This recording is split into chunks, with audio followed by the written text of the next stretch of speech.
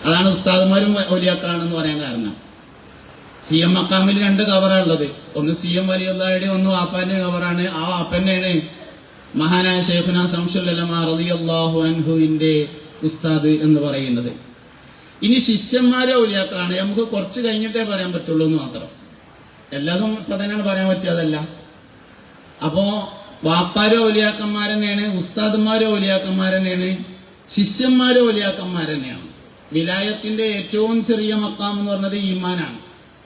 ഇന്നമാ വലിയുക്കുമുല്ലാഹു അല്ലദീന ആമനു. രണ്ടാമത്തത് വിലായത്തിന്റെ ഏറ്റവും ചെറിയ രണ്ടാമത്തെ ദറജ എന്ന് പറയുന്നത് ഇൽമാണ്. ഇൽമ എന്ന് പറയുന്നത് ഞാൻ നേരത്തെ പറയണ്ടായി, അത് ഇസ്ലാമിലെ ഒരു സാങ്കേതികമായ പ്രയോഗമാണ്. ആലിം എന്ന് ഇൽമുള്ള ആൾക്ക് പറയും, പക്ഷെ എല്ലാ ഇൽമുള്ള ആൾക്കാർക്കും ആലിം എന്ന് പറയില്ല. ആലിം എന്ന് പറയുന്നത് ഇൽമിന്റെ കൂടെ തഖ്വയും ഇബാദത്തുമുള്ള ആൾ, അഥവാ ഇൽമ് നാഫിയായ ആൾക്കാണ് നമ്മൾ യഥാർത്ഥത്തിൽ ആലിം എന്ന് പറയുന്നത്. അതിന് തന്നെയാണ് ഉഖറവിയായ ആലിം എന്നും പറയുന്നത്. അപ്പോ ആലിം എന്ന് മാത്രല്ലല്ലോ നമ്മൾ പറഞ്ഞത്, ആലിമുകളുടെ ശംസ് എന്നാണ് പറയുന്നത്. മഹാനവറുകളുടെ ദറജയെ സൂചിപ്പിക്കുന്നതാണ് ആ പ്രയോഗം എന്ന് നമുക്ക് മനസ്സിലാക്കാൻ വേണ്ടി പറ്റും. സമസ്ത കേരള ജംഇയ്യത്തുൽ ഉലമ പ്രസിദ്ധീകരിച്ച ശംസുൽ ഉലമയുടെ സ്മരണികയിൽ ഹൈദരലി ശിഹാബ് തങ്ങളുടെ ഒരു ലേഖനമുണ്ട്. മഹാനായ ഹൈദരലി ശിഹാബ് തങ്ങൾ അവരുടെ ദർജ അല്ലാഹു ഉയർത്തി കൊടുക്കട്ടെ. ആ ലേഖനത്തിന്റെ ഹെഡിങ് ഇങ്ങനെയാണ്: ഇശാ മഗ്‌രിബിനിടയിൽ തുറക്കാത്ത വാതിൽ എന്നതാണ് അതിന്റെ ഹെഡിങ്. സംസാരത്തിനൊരു സൗന്ദര്യമുണ്ട്, നിശബ്ദതക്ക് വേറെ സൗന്ദര്യമുണ്ട്. നിശബ്ദതയുടെ സൗന്ദര്യത്തെ ഏറ്റവും നന്നായി അവതരിപ്പിച്ച ആളായിരുന്നു മഹാനായ ശംസുൽ ഉലമാ റഹിമഹുല്ലാ എന്ന് പറയാം. ശബ്ദത്തിന് നമ്മളിപ്പോൾ എല്ലാവരും കൂടി നിന്നാണ്ട് ഒച്ചട്ടാൽ ഒരു രസം ഉണ്ടാവും. അതാണ് പൂരത്തിന്റെ ഒക്കെ രസം. ഒച്ചട്ടാൽ രസം ഉണ്ടാവും. നിശബ്ദതക്ക് ഒരു സൗന്ദര്യമുണ്ട്. ആ നിശബ്ദതയുടെ സൗന്ദര്യത്തെ ഏറ്റവും മനോഹരമായി വരച്ചു കാണിച്ചു. അല്ലെങ്കിലും വർത്താനം പറയണതിനേക്കാൾ പഠിക്കാനുള്ളത് വർത്താനം പറയാതിരിക്കാനാണെന്നാണ്. വർത്താനം പറയാൻ പിരാന്തുണ്ടായാലും മതി, പറഞ്ഞുകൊണ്ടേയിരിക്കും. അതേസമയത്ത് മൗനം വാചാലമാക്കാൻ കഴിയണമെങ്കിൽ അപാരമായ ശക്തിയുള്ളവർക്ക് മാത്രമാണ് സാധ്യമാവുക എന്നതാണ്. മഹാനായ ശംസുൽ ഉലമാ റഹിമഹുല്ലാ പറഞ്ഞു എന്നതിനേക്കാൾ പ്രധാനപ്പെട്ട പല കാര്യങ്ങളും പറഞ്ഞില്ല എന്നുള്ളിടത്തിരിക്കുന്നുണ്ട്. ശംസുൽ ഉലമയുടെ ജീവിതത്തെ നമ്മുടെ ജീവിതത്തിലേക്ക് കൊണ്ടുവരിക എന്ന് പറഞ്ഞാൽ ഈ കാര്യങ്ങളൊക്കെ പഠിക്കണം. ഇശാ മഗ്‌രിബിന്റെ ഇടയിൽ സാധാരണഗതിയിൽ സംസാരിക്കുന്നില്ല. ഇശാ നിസ്കാരം കഴിഞ്ഞതിന് ശേഷം ഭക്ഷണം കഴിക്കുമ്പോഴാണ് വീട്ടുകാര്യങ്ങൾ ചോദിച്ചറിയുന്നത്. ആ ഭക്ഷണം കഴിച്ചതിന് ശേഷം വീണ്ടും ദിക്റിലേക്ക് തന്നെയാണ് മുഴുകുന്നത്. നേരം പുലരുന്നത് വരെ ദാക്കിറാവും. 3 അവസ്ഥയിൽ മാത്രമാണ് ശൈഖുനായെ കാണാൻ പറ്റുള്ളൂ എന്നാണ്.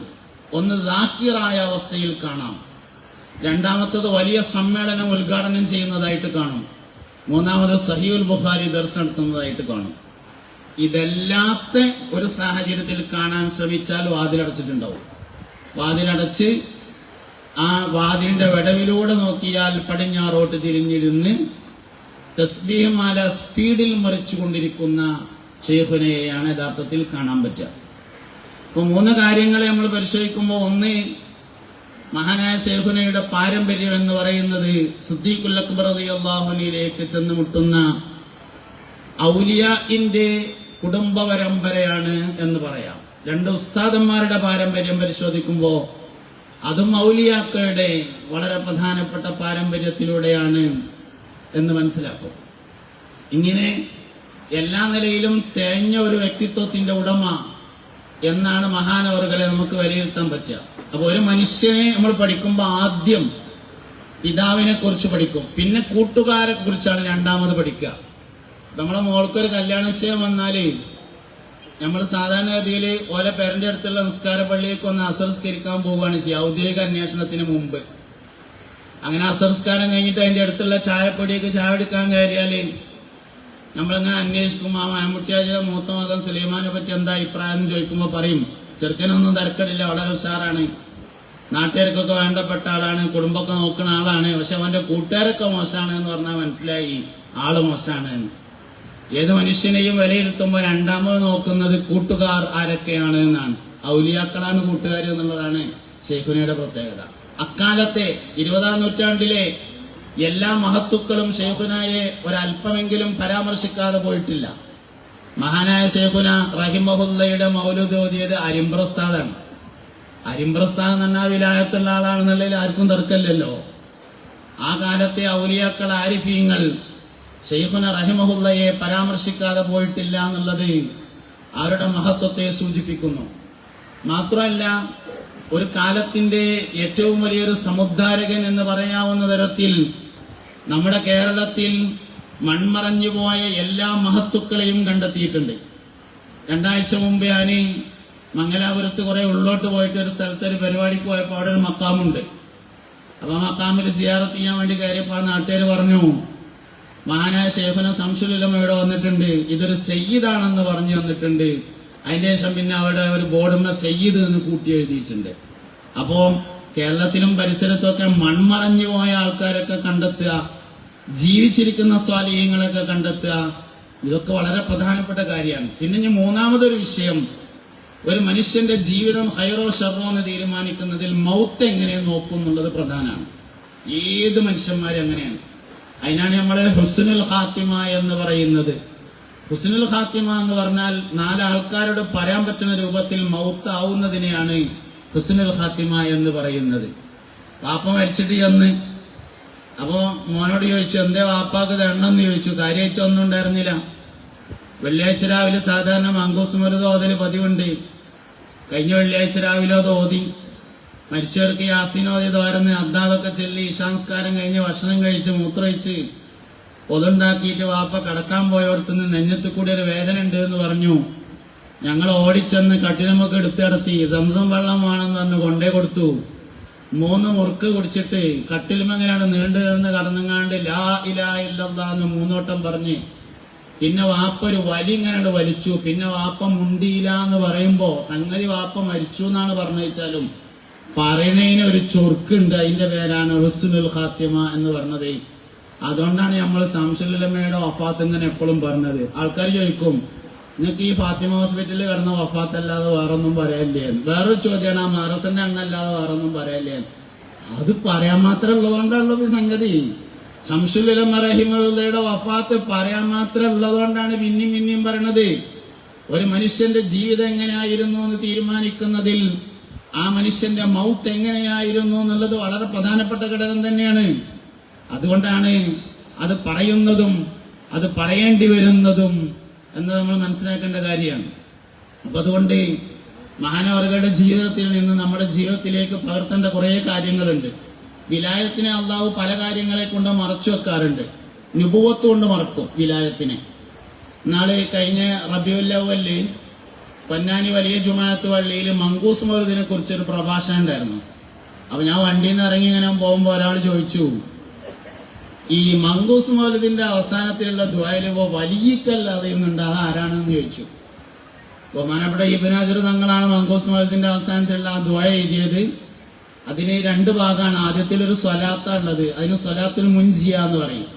പിന്നെ 2ാം ഭാഗത്തിലൊരു ദുആയാണ്, അല്ലാഹുമ്മ ഇന്നാ നതവസ്സലു ഇലൈക ബിസ്മിക്കൽ അദീം വബിജാഹി നബിയിക്കൽ കരീം വലിയക്കൽ അദീം എന്ന് പറഞ്ഞാൽ വലിയ ആരാന്നാണ് മൂപ്പർക്ക് അറിയേണ്ടത്. അതിന് 2 തഫ്സീറാണുള്ളത്. ഒന്ന്, അത് നബി തങ്ങൾ തന്നെയാണ് സല്ലല്ലാഹു അലൈഹി വസല്ലം. അതിന്റെ മുന്നേ പറഞ്ഞത് മുത്തുനബിനെ കുറിച്ചാണ് സല്ലല്ലാഹു അലൈഹി വസല്ലം. വലിയക്കല്ലാതെ എന്ന് പറഞ്ഞത് നബി തങ്ങൾ തന്നെയാണ് എന്നുള്ളതാണ്. എന്തുകൊണ്ട്? എല്ലാ അമ്പിയാക്കളും ഔലിയാക്കളാണ്. അപ്പൊ നബി സല്ലല്ലാഹു അലൈഹി വസല്ലമയുടെ കാലത്ത് എന്താ ഔലിയാക്കളില്ല എന്ന് ചോദിച്ചാൽ നബി തങ്ങൾ വലിയ തന്നെയാണ്. പിന്നെ 2ാമത് വിലായത്തിനെ മറച്ചു വെക്കുന്ന മറ്റൊന്ന് സുഹബത്താണ്. എല്ലാ സ്വഹാബത്തും ഔലിയാക്കളാണ്. അത് കഴിഞ്ഞാണ് പിന്നെ നമ്മൾ താഴേക്ക് ഇങ്ങനെ എണ്ണി വരുന്നത്. അവിടെയും പല കാര്യങ്ങളെ കൊണ്ട് മറച്ചു വെക്കുന്നതുണ്ട്. ഫിഖ് കൊണ്ടുള്ള മറക്കല്, വിലായത്തിനെ ഫിഖ് കൊണ്ട്. ഷാഫി ഇമാം റളിയല്ലാഹു അൻഹു അതിന്റെ ഉദാഹരണമാണ്. ഷാഫി ഇമാം റളിയല്ലാഹു അൻഹു വലിയാണെന്നുള്ളതിൽ വ്യത്യാസമൊന്നുമില്ലല്ലോ. അബൂ ഹനീഫ ഇമാം റളിയല്ലാഹു അൻഹു വലിയാണെന്നുള്ളതിൽ തർക്കമൊന്നുമില്ല. അഹ്മദ് ബിൻ ഹംബൽ റളിയല്ലാഹു അൻഹു വലിയാണെന്നുള്ളതിൽ തർക്കമൊന്നുമില്ല. ഫിഖ് കൊണ്ട് മറച്ചു വെച്ചു. അങ്ങനെ ചില ആളുകളുടെ വിലായത്തിനെ അല്ലാഹു സുബ്ഹാനഹു വ തആല മറച്ചു വെക്കും. മാല് കൊണ്ട് മറച്ചു വെച്ചതുണ്ട്. ചെമ്മുക മുഞ്ഞാപ്പാജിന് അതിന്റെ ഒരു ഉദാഹരണമായിട്ട് എനിക്ക് പലപ്പോഴും തോന്നിയിട്ടുണ്ട്. ഇതിന്റെ ഒരു നിരീക്ഷണമാണ്. നിങ്ങൾക്ക് അങ്ങനെ വേണമെങ്കിൽ നിരീക്ഷിക്കാം. ജാഹു കൊണ്ട് മറച്ചു വെച്ചതുണ്ട്. സ്ഥാനമാനങ്ങളെ കൊണ്ട് വിലായത്തിനെ മറച്ചു വെച്ചതുണ്ട്. ടിപ്പു സുൽത്താൻ അതിന്റെ ഉദാഹരണമായിട്ട് എനിക്ക് തോന്നിയിട്ടുണ്ട്. മഹാനായ ശംസുൽ ഉലമയുടെ വിലായത്തെ മനസ്സിലായവർക്ക് മനസ്സിലാവും, അല്ലാത്തവർക്ക് മനസ്സിലായില്ല എന്നതാണ്. അതായത് ശംസുൽ ഉലമ റഹിമഹുല്ലയെ എതിർക്കുമ്പോൾ അതിന് ചില പ്രധാനപ്പെട്ട കാരണങ്ങൾ ഉണ്ടാവും. ഖാസിം ഉസ്താദിന്റെ പ്രസംഗത്തിൽ പറയുന്നുണ്ട് അത് അസ്ലുമായി ബന്ധപ്പെട്ട പ്രശ്നമാണ്. ഇപ്പൊ കുറച്ചുകൂടി ഉഷാറായിട്ടാ പറയാ നുത്തുഫത്തിന്റെ പ്രശ്നമാണ് എന്നാ പറഞ്ഞത്. ഞാനൊന്ന് മയപ്പെടുത്തി പറഞ്ഞതാണ് സംഗതി. ആ സംഗതി നമ്മൾ ആലോചിക്കേണ്ട കാര്യം തന്നെയാണ്. ശംസുൽ ഉലമയെ ഒരാളെ എതിർക്കുന്നുണ്ടെങ്കിൽ ഒന്നുകിൽ അവന്റെ ഗുരുപരമ്പര അല്ലെങ്കിൽ അവന്റെ പിതാക്കന്മാരുടെ പരമ്പര നേരത്തെ സമസ്തയുടെ മുൻകഴിഞ്ഞ നേതാക്കളെ എതിർത്തിട്ടുണ്ടാവും. എനിക്ക് വേറെ നിരീക്ഷണമുണ്ട്, നിങ്ങൾ എത്ര കണ്ട് യോജിക്കുന്നറിയില്ല. സയ്യിദുൽ ഉലമയെ എതിർക്കുന്നവർ അവരുടെ വാപ്പാരോ അല്ലെങ്കിൽ അവരുടെ ഗുരുക്കന്മാരോ ഒരു കാലത്ത് ശംസുൽ ഉലമയെ എതിർത്തിട്ടുണ്ടാവും. നിങ്ങൾ പരിശോധിച്ച് നോക്കി. ഞാൻ പരിശോധിച്ചപ്പോ അങ്ങനെ തോന്നിയിട്ടുണ്ട്. ഈ കുരുത്തക്കേട് എന്ന് പറഞ്ഞത് പാരമ്പര്യമായിട്ട് കിട്ടും. കുരുത്തക്കേട് പല നിരക്കും കിട്ടും. കുരുത്തക്കേട് പാരമ്പര്യമായിട്ടും കിട്ടും. അപ്പൊ അതുകൊണ്ട് കുരുത്തക്കേടിന്റെ വാഹകരാകരുത്. ശംസുൽ ഉലമ റഹിമഹുല്ലയുടെ ജീവിതത്തിന്റെ ഏറ്റവും വലിയൊരു സന്ദേശം എന്ന് പറഞ്ഞത് അള്ളാഹുവിന്റെ ഷിആറുകളോട് വലിയ ബഹുമാനമായിരുന്നു.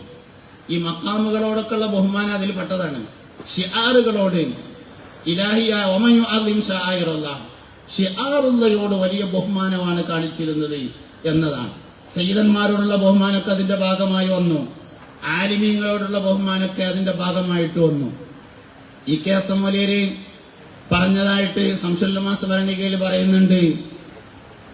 ഈ കെ എസ് എം വലിയര് ശംസുൽ ഉലമയെ കുറിച്ച് എപ്പോഴും പറയാറുണ്ടായിരുന്നു ഇത്രേ ഇക്കാക്കാനെ ഒതുല്ലാതെ തുടരുത് എന്ന്. വെറുതെ പറയണല്ല, സമസ്ത നേരിട്ട് പ്രസിദ്ധീകരിച്ച ശംസുൽ ഉലമ സ്മരണികയിൽ ഈ കെ എസ് എം വലിയര് അങ്ങനെ പറഞ്ഞതായി പറഞ്ഞിട്ടുണ്ട്. ഇക്കാക്കാനെ ഒതുല്ലാതെ തുടരുത് എന്ന്. ഒരു മനുഷ്യനെ ഒതുല്ലാതെ തുടരുത് എന്ന് പറയണമെങ്കിൽ ആ മനുഷ്യന്റെ ദർജ എവിടെയാണ് കിടക്കുന്നത് എന്നുള്ളത് നമുക്ക് ഊഹിക്കാൻ പോലും കഴിയുന്നതിന്റെ അപ്പുറത്താണ് എന്ന് മനസ്സിലാക്കാം. അതുകൊണ്ട് തന്നെ മഹത്തുക്കളോട് ഷിആറുകളോട് വലിയ ബന്ധം, സയ്യിദന്മാരോടൊക്കെ വലിയ ബന്ധം. ഈ കെ എസ് എം വലിയര് അതുപോലെ ശംസുൽ ഉലമയുടെ ജ്യേഷ്ഠന്മാര് ഒക്കെ ഈ മർത്തബയിൽ തന്നെ ഈ വഴിയിൽ തന്നെ മുന്നോട്ട് പോയതിന്റെ പ്രധാനപ്പെട്ട ചില കാരണങ്ങളുണ്ട്. അതൊക്കെ പാരമ്പര്യവുമായി വളരെ അടുത്ത ബന്ധമുണ്ട് എന്ന് കാണാം. സിദ്ദീഖുൽ അക്ബർ റളിയല്ലാഹുവിന്റെ പാരമ്പര്യം. തന്റെ സഹോദരൻ മരണപ്പെട്ടപ്പോ സയ്യിദ് മുഹമ്മദ് അലി ശിഹാബ് തങ്ങൾ വരുന്നത് വരെ മയ്യിത്ത് നിസ്കരിക്കാൻ വേണ്ടി കാത്തുന്നു എന്ന് നമ്മളെല്ലാവരും വായിക്കുകയും മനസ്സിലാക്കുകയും ചെയ്തിട്ടുള്ളതാണ്. സയ്യിദാണെന്നുള്ള തന്നെയാണ് ഒരു കാരണം. യാതൊരു തർക്കവും അതിലില്ല. സയ്യിദന്മാരോട് ശൈഖുനാക്ക് വലിയ താല്പര്യവും ഇഷ്ടവും ബന്ധവുമായിരുന്നു. എന്റെ ഒരു നിരീക്ഷണം അതിന് വേറുണ്ട്. മഹാനായ സയ്യിദ് മുഹമ്മദ് അലി ശിഹാബ് തങ്ങൾ നക്ഷബന്ദിയായിരുന്നു. താനൂർ അബ്ദുൽ ഖാദർ ഷെയ്ഖിന്റെ മുരീദിൽ നിന്ന് നക്ഷബന്ദി സ്വീകരിച്ച ആളാണ്. അത് സിദ്ദീഖ് റളിയല്ലാഹുവിലേക്ക് സൽമാൻ ഫാരിസി റളിയല്ലാഹു വഴിയായിട്ട് വാസിലാവുന്ന തരീഖാണ്. അതുകൊണ്ടുകൂടിയാണ് കാത്തുന്നത് എന്നൊരു നിരീക്ഷണം എനിക്കുണ്ട്. അപ്പൊ അതുകൊണ്ട് മഹാനായ ശൈഖുന ശംസുൽ ഉലമയുടെ ജീവിതവും ദർശനവും നമ്മൾ പകർത്തേണ്ട കാര്യങ്ങളും എല്ലാം ഒത്തുചേർന്നിട്ടുള്ള, എന്തുകൊണ്ടും നമ്മളെ എല്ലാ സമയത്തും നമുക്ക് ചെയ്ത് പറ്റിയ ഏറ്റവും വലിയൊരു അബദ്ധം എന്താ വെച്ചാല് ശംസുൽ ഉലമ റഹിമഹുല്ലയുടെ മനാഖിബ് പറയുന്ന ഏറ്റവും ചുരുങ്ങിയത് 10 പുസ്തകങ്ങളെങ്കിലും നിലവിൽ മാർക്കറ്റിൽ ഉണ്ടാവും. ഒരു പുസ്തകം പോലും ഒന്ന് തല മുതൽ അവസാനം വരെ നമ്മൾ വായിച്ചില്ല എന്നുള്ളതാണ് നമ്മൾ ചെയ്ത ഏറ്റവും വലിയൊരു അബദ്ധം. അതുകൊണ്ട് ഇന്നത്തെ ഈ സെമിനാറെങ്കിലും അങ്ങനെ ശംസുൽ ഉലമയുടെ മനാഖിബ് പറയുന്ന ഒരു പുസ്തകം തല മുതൽ അവസാനം വരെ ഒരാവർത്തിയെങ്കിലും ഒന്ന് വായിച്ചു തീർക്കാനുള്ള ഒരു പ്രചോദനമായി മാറിയെങ്കിൽ എന്ന് ആശിക്കുകയും ആഗ്രഹിക്കുകയും ചെയ്യുന്നു. ദീർഘിച്ച് സംസാരിക്കുന്നില്ല, ധാരാളം ഉസ്താദുമാര് സംസാരിക്കാനുണ്ട്. ജൂനിയർ എന്നുള്ള നിലയില് അവർക്കൊക്കെ വേഗത്തിൽ സ്ഥലം ഒഴിഞ്ഞു കൊടുക്കേണ്ട ആളാണ് ഞാൻ. അതുകൊണ്ട് ദുആ ചെയ്യണമെന്ന് വസിയത്ത് ചെയ്തുകൊണ്ട് സുബ്ഹാനക്കല്ലാഹുമ്മ വബിഹംദിക അഷ്ഹദു അല്ലാ ഇലാഹ ഇല്ലാ അൻത അസ്തഗ്ഫിറുക വഅതൂബു ഇലൈക് വസല്ലല്ലാഹു തആല വസല്ലമ അലാ ഖൈരി ഖൽഖിഹി സയ്യിദിനാ മുഹമ്മദിൻ വആലിഹി വസഹ്ബിഹി അജ്മഈൻ വൽഹംദുലില്ലാഹി റബ്ബിൽ ആലമീൻ. അസ്സലാമു അലൈക്കും.